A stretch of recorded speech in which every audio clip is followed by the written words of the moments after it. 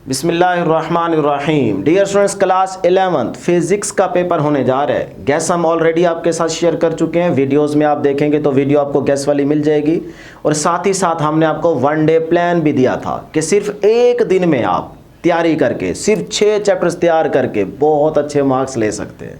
अगर अभी तक आपने वो वीडियो नहीं देखी तो ये थंबनेल शो हो रहा है, इस वीडियो को लाजमी देखें ताकि हर एक चीज़ की आपको समझ आ जाए, फिर उसी के मुताबिक आप तैयारी कर पाएँ। आराम से तैयारी हो जाती है। तो वहीं पे कुछ स्टूडेंट्स ये कह रहे थे कि सर उन 6 चैप्टर्स के दोबारा से हमें लॉन्ग क्वेश्चन बता दें, मोस्ट इंपॉर्टेंट लॉन्ग क्वेश्चन बता दें। तो फिर आज की इस वीडियो में ना सिर्फ उन 6 चैप्टर्स के आपको मोस्ट इंपॉर्टेंट मतलब कि वो क्वेश्चन आपको बताने जा रहे हैं जो प्रीवियस डिफरेंट बोर्ड्स के पास्ट पेपर्स में बार बार आ चुके हैं, जो कॉमन क्वेश्चन है। और इंशाल्लाह अगर आप इनको तैयार करते हैं तो आपका कोई भी बोर्ड हो तो आपके पेपर में भी इन्हीं क्वेश्चन में से लॉन्ग क्वेश्चन आएगा, ये मैं गारंटी दे रहा हूँ। सिर्फ इन्हीं क्वेश्चन को आप अच्छे तरीके से तैयार करें जो मैं आपको बताने जा रहा हूँ। इनके अलावा कोई लॉन्ग क्वेश्चन नहीं आएगा, बनेगा तो फिर इन्हीं में से बनेगा। ठीक है जी, फर्स्ट टाइम भी और सेकंड टाइम भी। तो देखें जी, चैप्टर 2 और 3 का मैंने आपको पेयर बताया था। इसमें डेयर जो आपके पास मोस्ट इंपॉर्टेंट लॉन्ग क्वेश्चन है वो है जी vector addition by rectangular component, chapter 2 का। स्केलर और डॉट प्रोडक्ट। अच्छा, यहाँ पे याद रखिएगा स्केलर और डॉट प्रोडक्ट में ये भी सम टाइम पूछा जा सकता है कि भाई इनर प्रोडक्ट की कैरेक्टरिस्टिक्स लिखें। तो स्केलर और डॉट प्रोडक्ट को इनर प्रोडक्ट भी कहते हैं। ठीक है, रीजन आपको बताई हुई है लेक्चर के अंदर।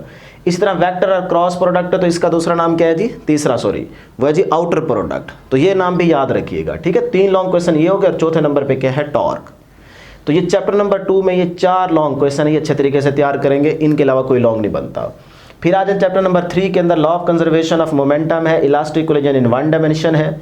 और इसके 4 केसेस होंगे। केस वो खुद मेंशन करेगा, या तो कहेगा कि चारों केसेस आप डिस्कस करें, या फिर किसी एक केस के या 2 केस की वो हेडिंग मेंशन करेगा, वही आपने करना होगा। ठीक है जी। उसके बाद है डियर प्रोजेक्टाइल मोशन, बहुत इंपॉर्टेंट है।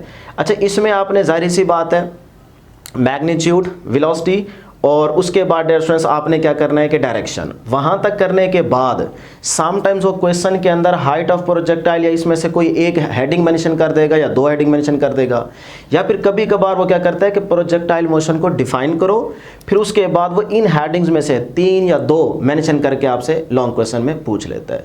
तो बहरहाल ये दोनों मोस्ट इंपॉर्टेंट लॉन्ग क्वेश्चन है। वैसे तो ये एक बनता है लेकिन 2 अलग अलग करके पूछे जा सकते हैं, तो इसलिए मैंने भी मेंशन अलग अलग कर दिए। ठीक है, तो बहरहाल प्रोजेक्टाइल मोशन का कंप्लीट टॉपिक आप अच्छे तरीके से तैयार करेंगे। तो ये थे चैप्टर 2 और 3 के मोस्ट इंपॉर्टेंट लॉन्ग क्वेश्चंस। अब आ जाइए चैप्टर 4 और 8 का मैंने आपको पेयर बताया था। तो चैप्टर 4 और 8 में इस साइड का स्क्रीनशॉट लेना चाहें तो स्क्रीनशॉट ले लीजिए ताकि बाद में बैठ के आप बुक के ऊपर मार्क कर लें। तो इसमें है जी हमारे पास 1 2 3 4 5 6 7 8 9, ये 9 क्वेश्चन जो कि बहुत ज़्यादा इंपॉर्टेंट हैं। सिर्फ ये 9 क्वेश्चन ही आप तैयार करेंगे इन 2 चैप्टर से। ठीक है जी। और इधर आ जाए तो 5 और 7 का मैंने आपको पेयर बताया था क्योंकि इसमें से ज़्यादा मार्क्स का पेपर आ रहा है। यहाँ पे आपको ये भी कहा था कि भाई आप 6 और 11 का भी पेयर कर सकते हैं, तो वो आपकी मर्ज़ी है। अगर आपको 6 11 का पेयर आसान लगता है तो वो कर लें, लेकिन उसमें थोड़े से कम मार्क्स का पेपर बन रहा है, यहाँ पे ज़्यादा मार्क्स का पेपर बन रहा है। तो इसीलिए आप कोशिश करें कि 5 और 7 को ही तैयार करें। 5 थोड़ा सा मुश्किल है, इसीलिए बच्चे 6 और 11 की तरफ जाते हैं। तो बहरहाल अगर 5 को कर लें तो ज़्यादा बेहतर रहेगा आपके लिए, क्योंकि शॉर्ट क्वेश्चन ज़्यादा आ रहे हैं तो वो पोर्शन आपका आराम से हो जाता है। तो 5 और 7 के जो मोस्ट इंपॉर्टेंट लॉन्ग क्वेश्चन है जी वो आपके सामने है। 1 2 3 4 5 6 7 8 9 10, ये 10 क्वेश्चन आप तैयार करेंगे। इनके अलावा इन चैप्टर से कोई लॉन्ग नहीं बनता। ठीक है जी।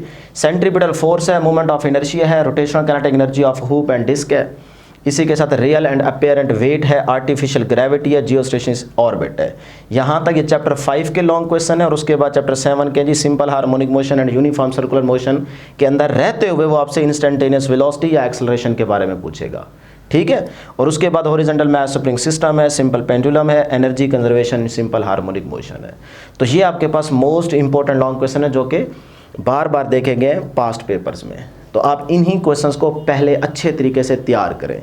इनके अलावा अगर आपको थोड़ा बहुत शक होता है कि भाई ये टॉपिक लॉन्ग में पूछा जा सकता है तो वो आप तैयार करना चाहते हैं तो कर लें, अदरवाइज़ ये मोस्ट इंपॉर्टेंट है, पहले इनको तैयार करें।